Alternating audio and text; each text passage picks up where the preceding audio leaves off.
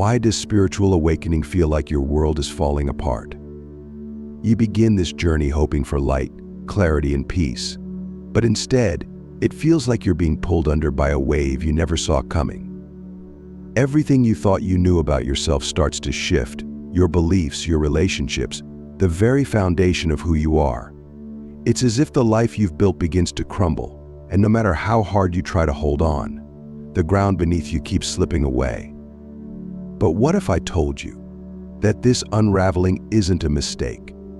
What if the pain you're feeling isn't a sign that something's wrong, but proof that something far greater is waking up inside you? Spiritual awakening isn't gentle. It doesn't ask for permission. It shakes you, cracks open the walls of your comfort zone, and leaves you standing face to face with parts of yourself you've spent years avoiding. It feels raw, vulnerable, like stepping into the unknown with no map and no guarantee of what's on the other side.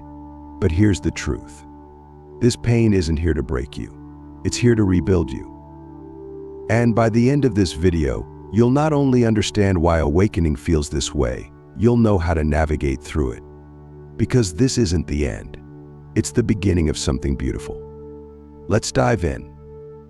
Imagine living your entire life holding tightly to an identity you carefully crafted, one made of your name, your job, your memories, and all the roles you play in the world.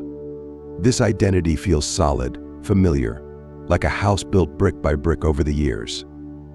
It keeps you safe, gives you a sense of belonging, and anchors you to what you believe is your truth. But what happens when that house starts to shake?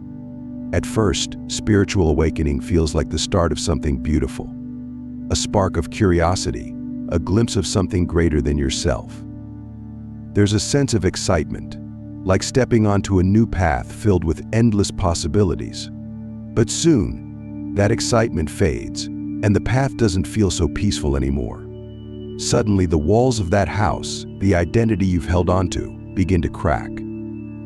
The things you once believed in no longer make sense. The routines that once gave you comfort now feel empty, and the person you thought you were feels distant, like a stranger looking back at you in the mirror. This is the heart of why spiritual awakening feels so painful. It's not just about gaining new insights or feeling more connected to the universe. It's about losing everything that isn't real, shedding layers of illusion you didn't even know you were wearing.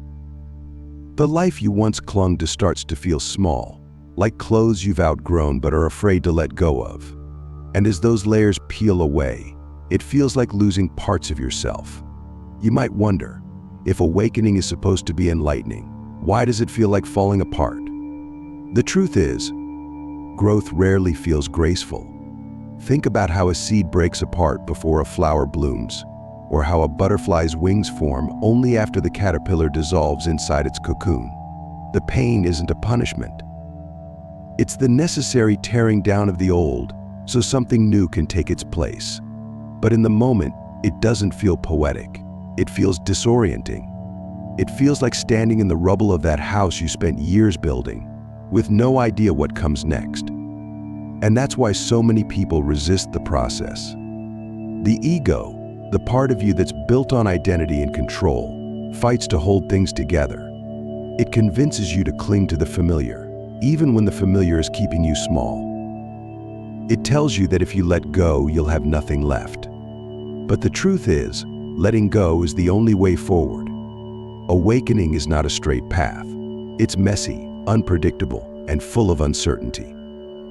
Some days you might feel like you're making progress, while others, it feels like you're being dragged backwards into old habits and fears. And that's okay. Pain isn't a sign you're failing. It's a sign that the foundation beneath you is shifting, preparing to make room for something greater.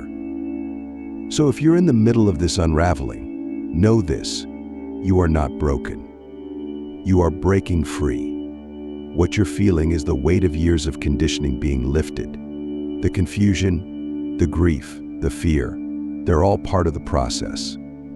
Let them come. Let them break the walls that no longer serve you. Because what lies beyond those walls is the truest version of yourself waiting to emerge. The ego is the part of you that says, This is who I am. It's the voice that collects all your titles, accomplishments, and roles, the mask you wear in the world. I am my name. I am my career. I am my relationships. I am the things I own, the desires I chase, and the goals I've achieved. This voice is powerful. It shapes how you see yourself and how you want others to see you.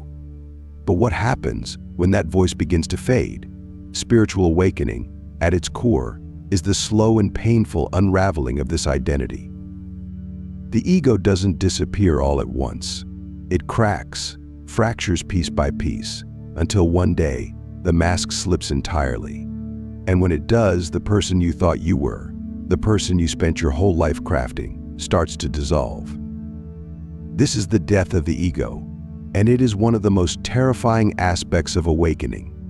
Imagine standing in front of a mirror, and with each passing day, less and less of your reflection stares back at you. At first, you cling to what's left. You try to hold the pieces together, telling yourself that if you can just glue the cracks, everything will return to normal. But no matter how hard you try, the cracks grow wider, until the image finally shatters. Without the ego, who are you? This question lies at the heart of spiritual awakening, and it often leads to a sense of deep panic. The ego has been your guide, your protector, and your lens through which you view the world. When it begins to dissolve, it can feel as if you're standing naked in front of an immense unknown.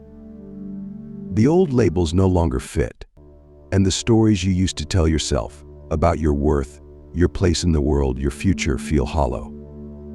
And here's the hardest part: the ego fights back. It clings to the past, desperately trying to maintain control. It replays old memories, reminding you of who you once were. It feeds on fear, whispering that without it, you'll be nothing. Hold on, it says. Don't let go. You need me, and for a while you listen. You try to patch the cracks, rebuild the identity, and return to the comfort of what's familiar. But deep down, you know there's no going back. The death of the ego isn't gentle. It feels like grief, a mourning for the version of yourself that you can no longer become. And yet, this grief is necessary, because beneath the ego lies something far greater. Just like the caterpillar must dissolve completely before emerging as a butterfly, you too must let go of the old self to make room for the new. The ego's death isn't the end of you, it's the beginning of your transformation. And while the process feels chaotic, there is beauty in the breaking. The cracks in your identity allow light to pour through. The walls you once built around your heart begin to crumble, revealing parts of yourself you've long forgotten. Without the ego's grip, you start to experience life differently. The world seems more vivid, more alive. A simple moment, a breeze against your skin, the warmth of the sun, the sound of laughter, feels extraordinary. And slowly you begin to realize you are not the mask. You are not the roles you play. You are something deeper, something infinite. But this realization doesn't arrive all at once. The ego's death is a cycle, dismantling layer after layer. Each time you think you've let go, another layer appears, asking to be shed. And while it may feel like endless falling, each release brings you closer to the truth of who you really are. So if you find yourself in the midst of this unraveling, know that the fear you feel is normal. Let it come. Let the old self dissolve, no matter how unsettling it feels.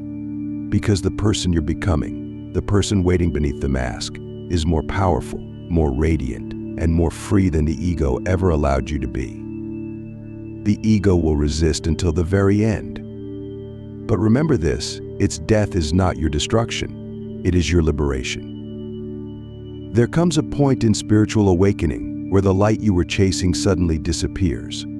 The world around you, once vibrant with possibility, turns cold and silent. What once felt like progress now feels like loss, like you're moving backwards, deeper into confusion and isolation. This is what mystics and seekers for centuries have called the dark night of the soul, a descent into the deepest shadows of your being. It's not just sadness or struggle, it's an existential unraveling, a space where everything that once gave your life meaning begins to dissolve. You may feel as though you've been stripped bare, left to wander through a vast emptiness where nothing feels certain anymore. The spiritual practices that once brought comfort feel hollow. The beliefs that once guided you now seem distant, even irrelevant. It's as if the very foundation of your reality has been shattered, leaving you standing in the ruins, unsure of who you are or why you're even here. You might ask yourself, why has this happened?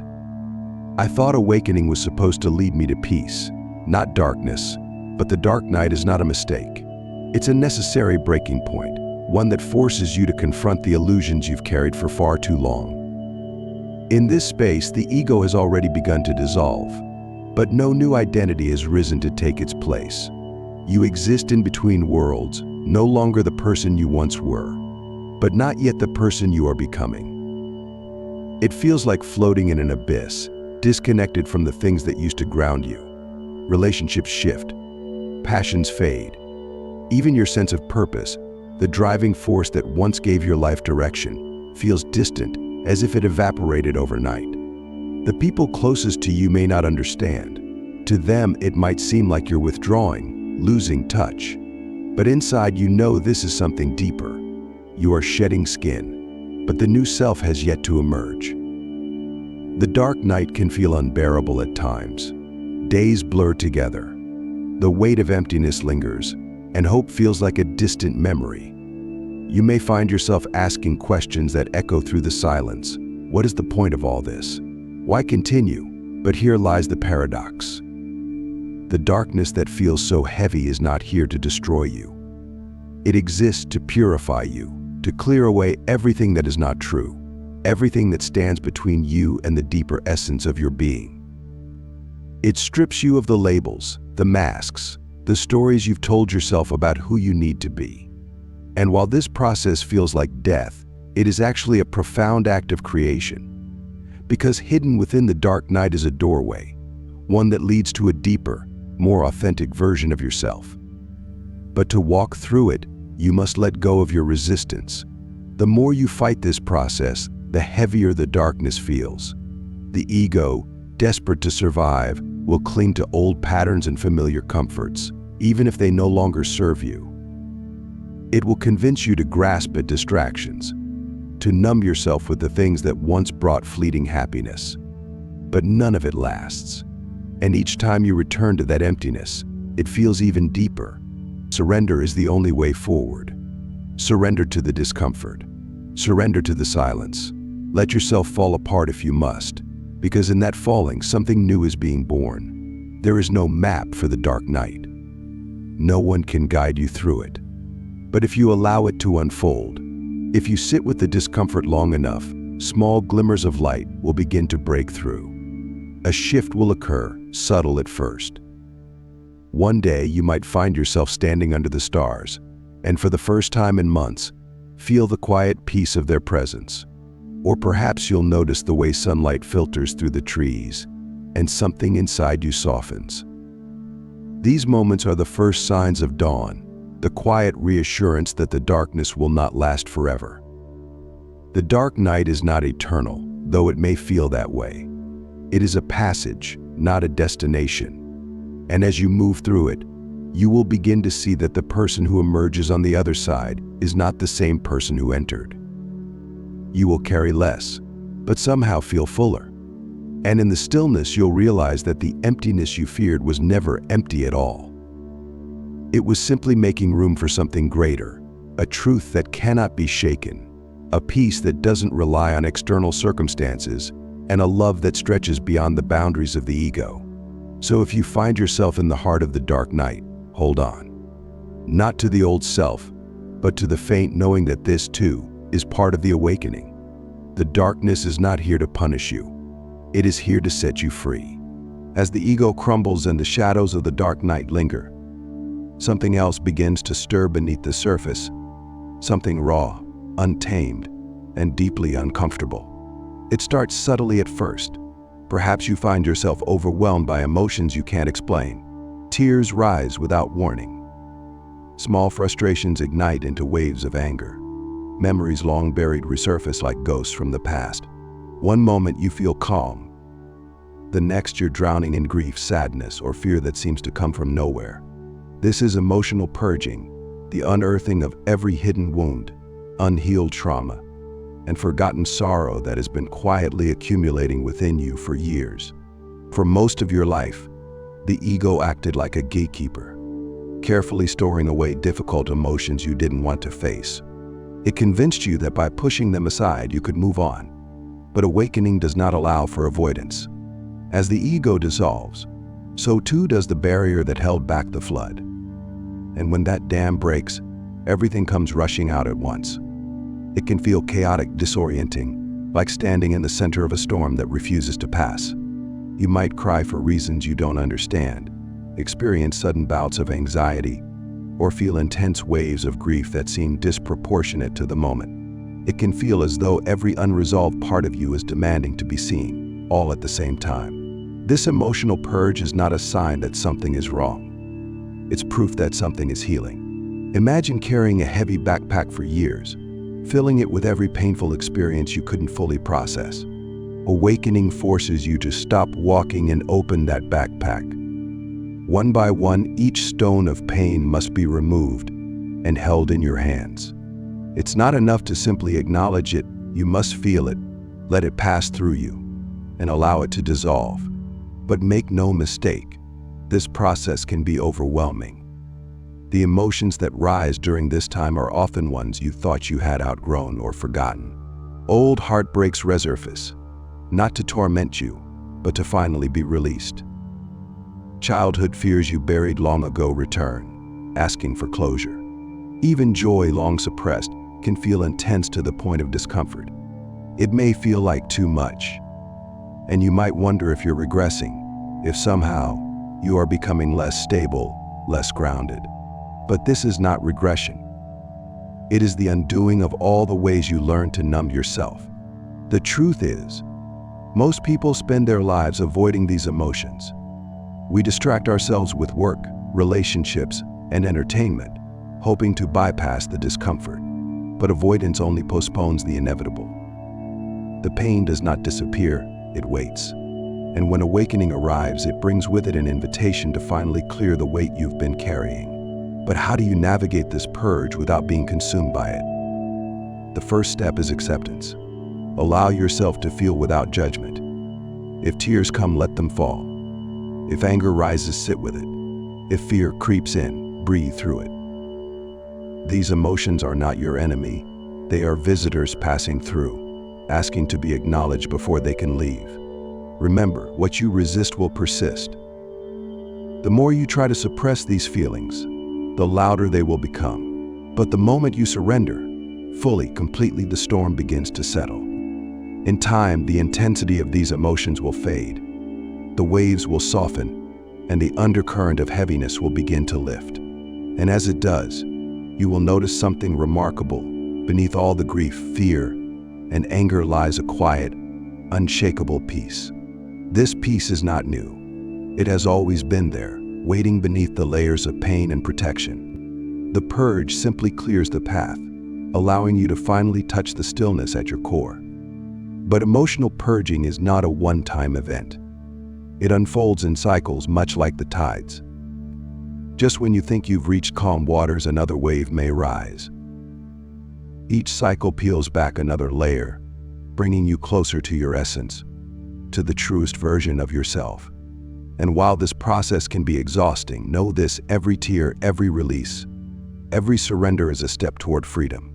So if you find yourself in the midst of this purge, overwhelmed by emotions that seem to have no end, trust that this is part of the path. Let yourself feel. Let yourself break open. For in that breaking, you are not falling apart, you are being made whole. Emotional purging is not just about healing past wounds. It is about clearing space for something new to bloom. And as the weight begins to lift, you will find that beneath the rubble of your old self lies the light, resilience, and beauty that have been waiting for this moment to emerge. After the storms of ego death, the darkness of the soul's night, and the flood of emotional purging, something shifts. It doesn't happen suddenly. There's no grand announcement or instant realization. At first, it feels like a whisper, a faint glimmer of peace beneath the noise. A quiet but undeniable sense that somehow you've stepped out of the shadows. This is the beginning of rebirth. Imagine standing in the stillness of dawn after a long and violent storm. The world around you is silent, as if it too is catching its breath. The destruction left behind, the old beliefs, the false identities, the emotional debris, lies scattered, but something is different. The weight that once felt unbearable has lifted, and for the first time in what feels like forever, the light begins to break through. But rebirth isn't a single moment. It's a process, gentle, slow, and often so subtle that you may not recognize it right away. At first, the changes appear small. You begin noticing beauty in places you once overlooked, a flower blooming through the cracks of a sidewalk, the warmth of the sun on your skin, the laughter of a stranger passing by. These moments feel sacred, as if the world around you has been repainted with brighter colors. There is a softness to life that wasn't there before. Even the most ordinary moments carry a sense of wonder, as if you're experiencing them for the first time. The breeze feels alive. The sky seems wider, and within that stillness you realize something profound. You are not the same person who began this journey. The self that once defined you, the one shaped by fear, attachment, and old stories, no longer feels like home. Instead, a new self begins to rise, one that is not defined by the ego, but by presence. This new self doesn't cling. It doesn't chase after validation or hide behind masks. It simply exists, rooted deeply in the present moment. But the rebirth process is not without its challenges. Emerging from the ashes of your former self can feel disorienting, like stepping into a world that no longer fits the way it once did. The people around you, the routines, the conversations, they all seem familiar, yet distant.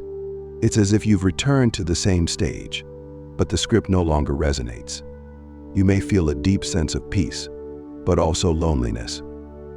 This is the paradox of awakening. You feel more connected to the universe than ever, yet strangely disconnected from the world you used to inhabit.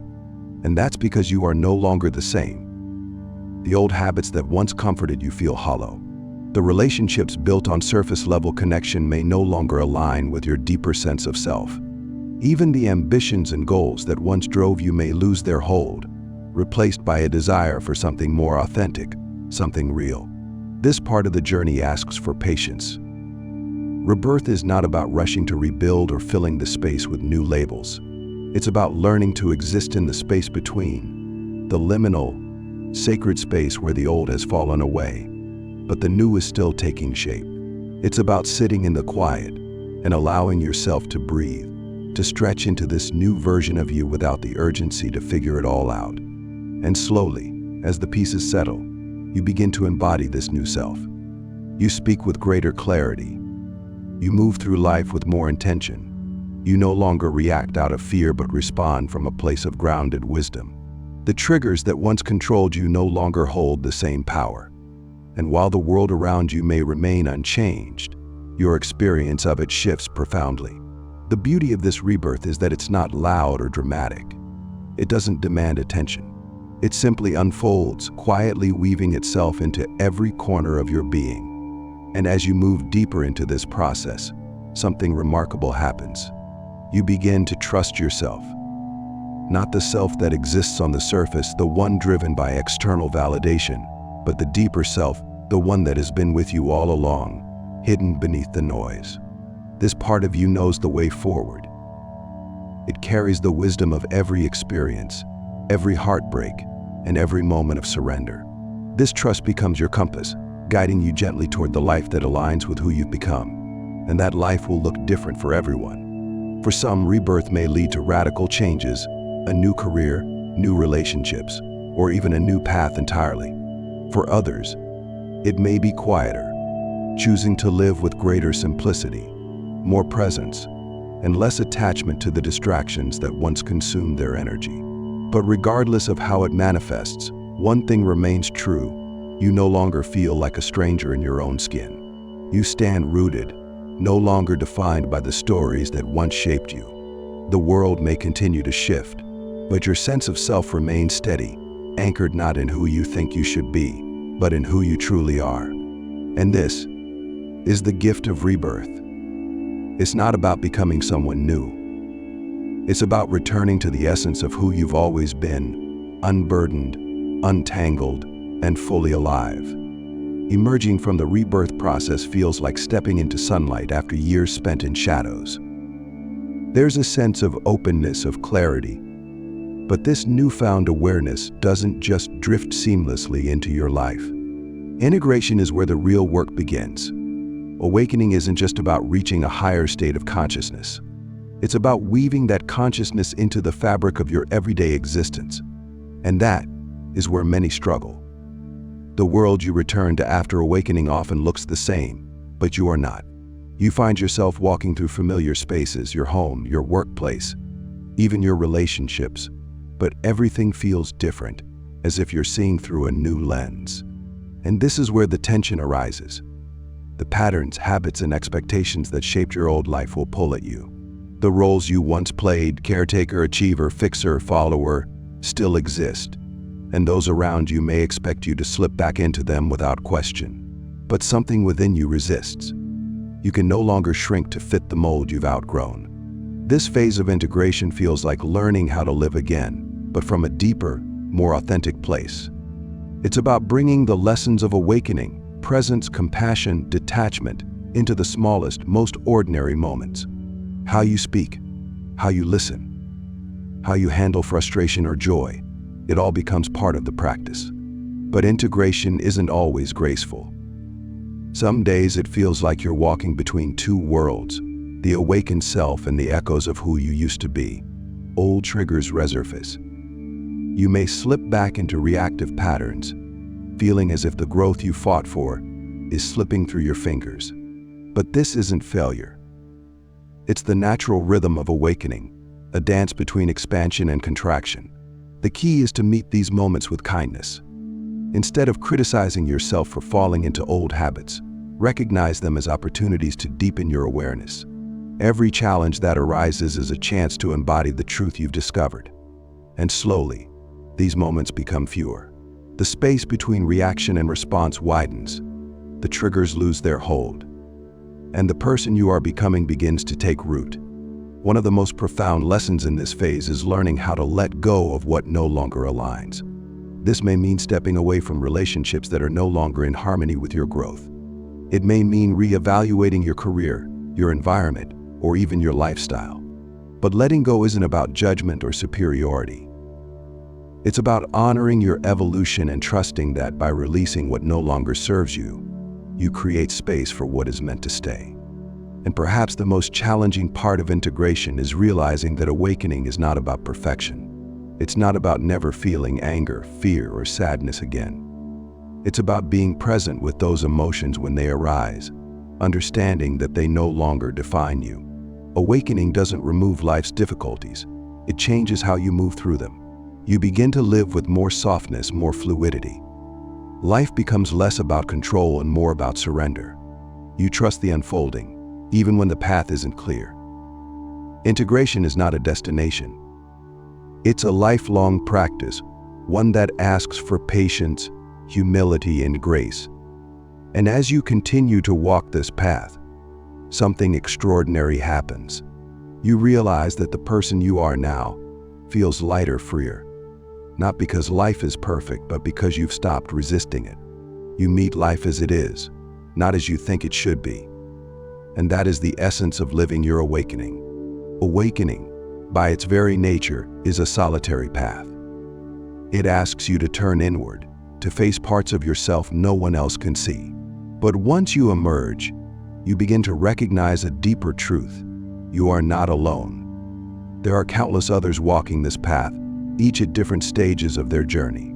Some are just beginning to feel the first cracks of ego death, while others stand quietly in the light of their rebirth. And while the experience is deeply personal, the essence of it connects us all. So now, as you move forward, there is an invitation, a call to share the light you found with those still searching, not by preaching or convincing, but by being. Your presence, Your authenticity, your willingness to live from this new space becomes a beacon for others. You may never know who is watching, who finds hope in your words or comfort in your stillness. But that ripple, however small, carries far. Perhaps someone in your life feels lost, untethered. They may not have the words to describe it, but you recognize the signs, the same uncertainty, the same longing for something deeper. Offer them compassion, not answers. Sometimes the greatest gift you can give is simply to hold space, to remind them that the darkness they feel is not a sign of failure, but the beginning of transformation. And for those who feel alone in this process, know this: there is a community of souls walking beside you, even if you can't see them. Awakening often feels isolating, but it is a universal experience woven into the fabric of humanity. Each time one person steps closer to truth, it becomes easier for others to do the same. Your journey is part of something greater. So as you continue forward, trust that you are exactly where you need to be. Embrace the unfolding, even when it feels slow. Honor the cycles of release and renewal. And above all, remember your awakening is not just for you. It is a gift to the world. Let this be the moment you step fully into that truth. If this resonates with you, share it with others who may be on their own path of awakening. Leave a comment, share your experience, or simply send this to someone who needs to hear it. We are all walking this path together, even when it feels like we're worlds apart. And in that shared journey lies the heart of awakening.